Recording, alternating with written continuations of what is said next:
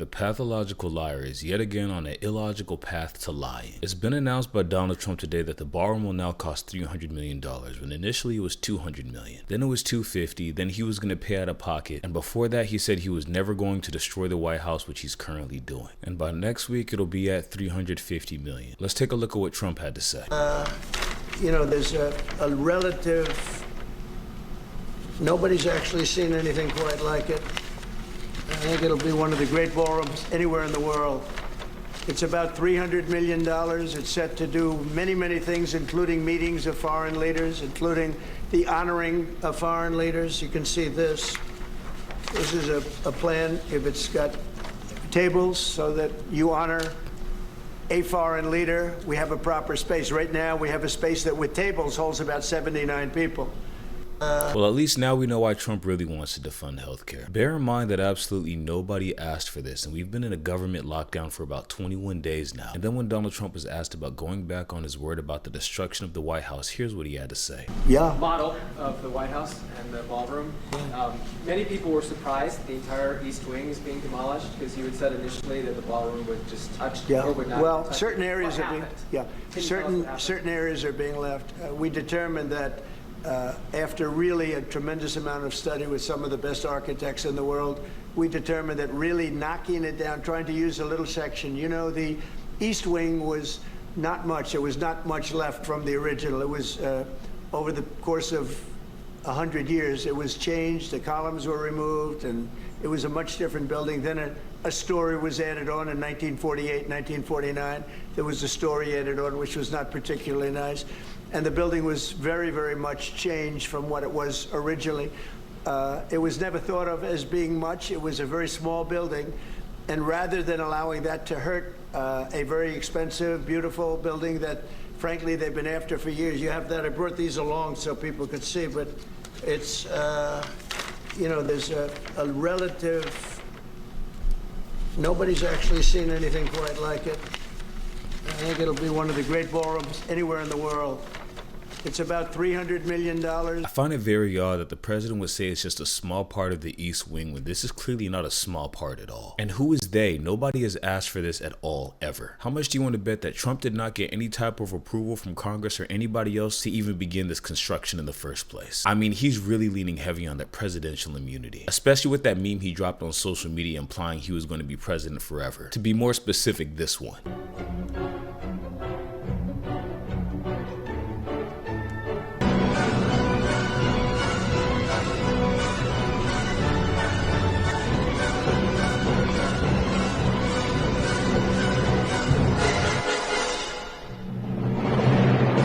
How appropriate for a standing president to act while our country burns in flames. And in an ironic sense of poetic justice, what's happening to the White House right now is a great reflection of what this administration is actually doing to this country. Because they have no structure, they have no foundation, and all they know how to do is destroy. On top of all of this, Donald Trump is still striking random boats he sees in water, claiming that he is specifically targeting drug traffickers. But as far as the rest of the world is concerned, he's violating international law. This is somebody who's provided zero legitimate proof and said there would be no new wars and he was going to prevent World War III, as he unalives citizens of another country daily and said this in the name of justice. Let's see what Trump had to say about that. Legal authority if they do come. Yes, we do. We have legal authority, right? We're allowed to do that. And if we do by land, we may go back to Congress, but we have, this is a national security problem. They killed 300,000 people last year, these drugs coming in. They killed 300,000 Americans last year. And that gives you legal authority. We have a national security, really, I will say this, when you look at the people we're dealing with, and we know them, we know the people coming in, we know the boats, we know everything else, we're allowed to do it. It's in international waters. If we don't do it, we're gonna lose hundreds of thousands of people. Now, they'll be coming in by land a little bit more because they're not coming in by boat anymore. There are no boats in the water. There are no more boats. We know the boat almost immediately. It's pretty unusual when you see somebody with a fishing rod and 5 engines on the back of the boat. You don't need that to go fishing. Wait. and we will hit them very hard when they come in by land. So basically, Donald Trump just admitted he's bombing people because they have 5 engines on the back of their boat based off of speculation alone and no actual evidence, just an assumption. Trump, you can't just attack another country because you think they have traffickers. What happened to Trump's concepts of a plan? Did they ever fully form? Because the only thing saving lives right now is Obamacare, which he's actively trying to get rid of with this government shutdown. Please continue. And they haven't experienced that yet, but now we're totally prepared to do that. We'll probably go back to Congress and explain exactly what we're doing when we come to the land. We don't have to do that, but I think, Marco, I'd like to do that. You may respond to that if you want. Yeah, well, I mean, the question is, bottom line, these are drug boats. If people want to stop seeing drug boats blow up, stop sending drugs to the United States. But does it matter if it's in the United States? Well, these are all in international waters. The boat. Could you do a strike in the United States or in Northern Well, that's a different matter. Now you're talking about a law enforcement matter. In this particular case, there are people traveling on international waters headed towards the United States with hostilities in mind, which includes flooding our country with dangerous, deadly drugs. And they're going to be stopped.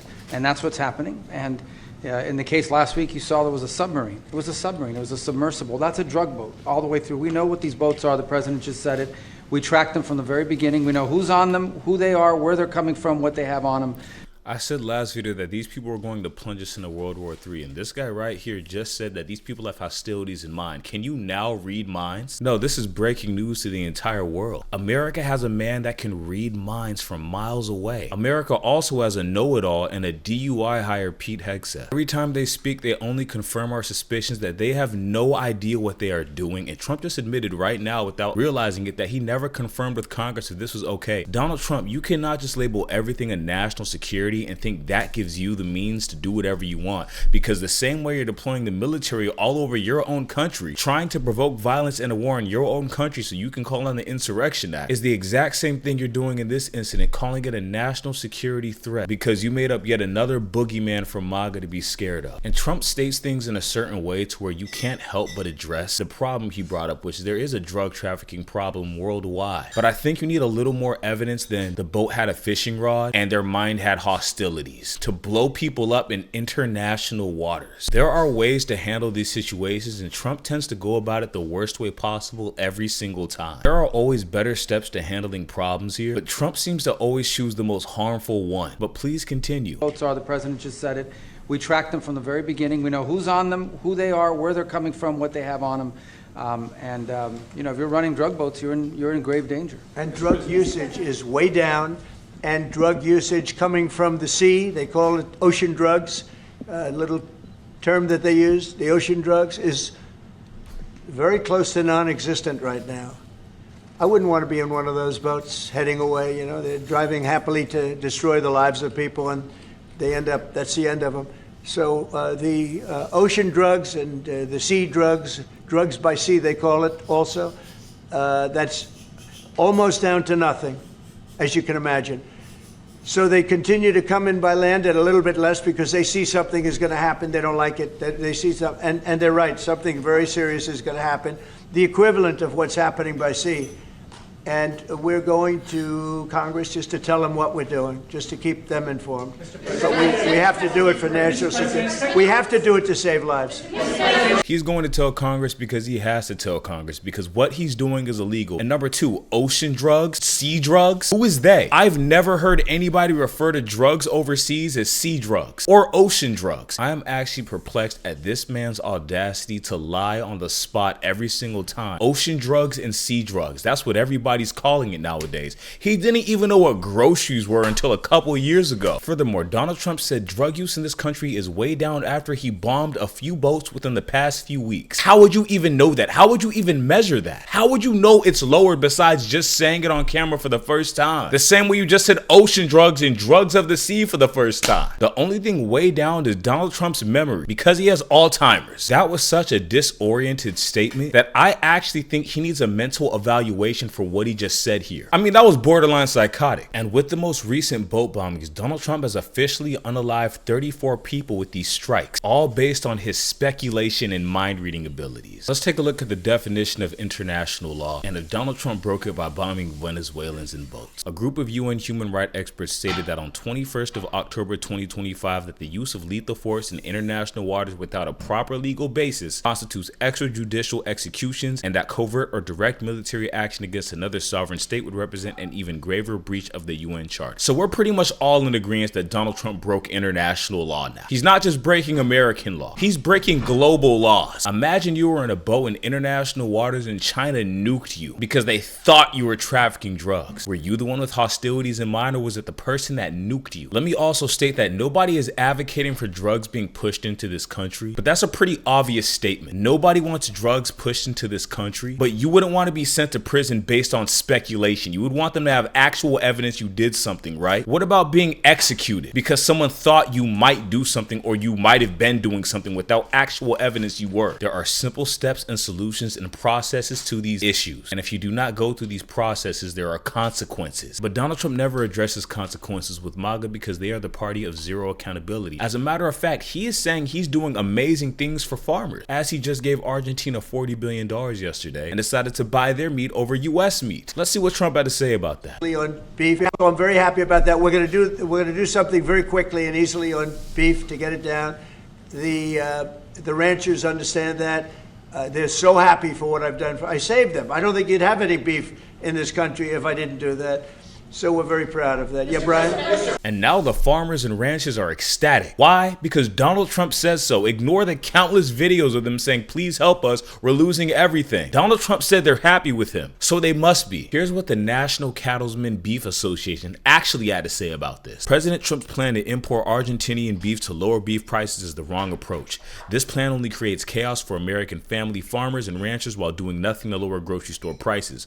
Argentina has a deeply unbalanced trade relationship with the US and a history of foot and mouth disease. Instead of helping Argentina, tell President Trump to stand with American cattle producers. That's weird. Trump said you were extremely happy, but that you don't sound too happy here. Must be fake news. I also find it ironic how Trump thinks he's going to make it a 21-52 when his hand is turning the same color as Captain Ginyu. And then Donald Trump, the ender of 8 wars, has now directly threatened Colombia, saying we're going to take very serious action against his country and accuse him of being a drug thug. He even threatens the University of Columbia in the US because he seems to think Columbia actually owns it, when in fact it's a group of New Yorkers that owns the University of Columbia. Let's hear it from Trump himself. We're talking about now Columbia, the country, not the university. Go ahead. He said what? He said that if you won't change, then perhaps you need to be gotten rid of. Do you view that as a threat? Well, he's a thug and bad guy. He's a guy that is making a lot of drugs. We've just, as of today, stopped all payments going to Columbia, the country Columbia.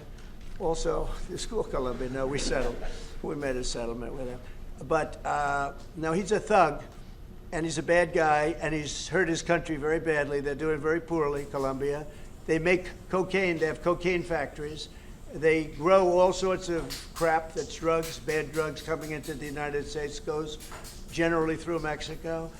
And he better watch it or we'll take very serious action against him and his country. His country is, what he has led his country into is a death trap. A death trap. What an interesting choice of words from the war ender. But guess what? If Donald Trump can strike Venezuelan boats under the threat or premise of them being a national security and trafficking drugs into the United States, who's to say he can't accuse Colombia of being the new national security threat and the main supplier of trafficking drugs into the United States? Then he could break more international laws and more of our own laws and become a war criminal, which he's already on his merry way. I mean, it's like this guy looks at the blueprints of Vladimir Putin and Kim Jong-un and says, yeah, I want to do that too. And then what's next? Antifa's the next national security threat and we're able to shoot them too? This is a very, very dangerous person. It's someone that if you give them an inch, they'll take a mile and then some. But don't worry, Trump is going to stop all the drugs of the sea and the ocean drugs from ever reaching this country. The genius mastermind who exposes it all, except the Epstein files. And it's ironic because last video I said that these people's lies are catching up to them. As long as we call it the lies, as soon as we hear it in mass numbers, you will continue to see them look as uncomfortable as they do in this video right here, because their lies are are catching up to them. I mean, we just made Trump say sea drugs. He felt compelled to say everyone calls them ocean drugs. This guy is out of his mind, and we're gonna keep applying pressure. And lastly, I want to end this video with release the Epstein files, Donald Trump. Thank you all for watching my videos. It means a lot. Please make sure to have a great day today. Leave a like, comment, and subscribe, and I hope to see you next time.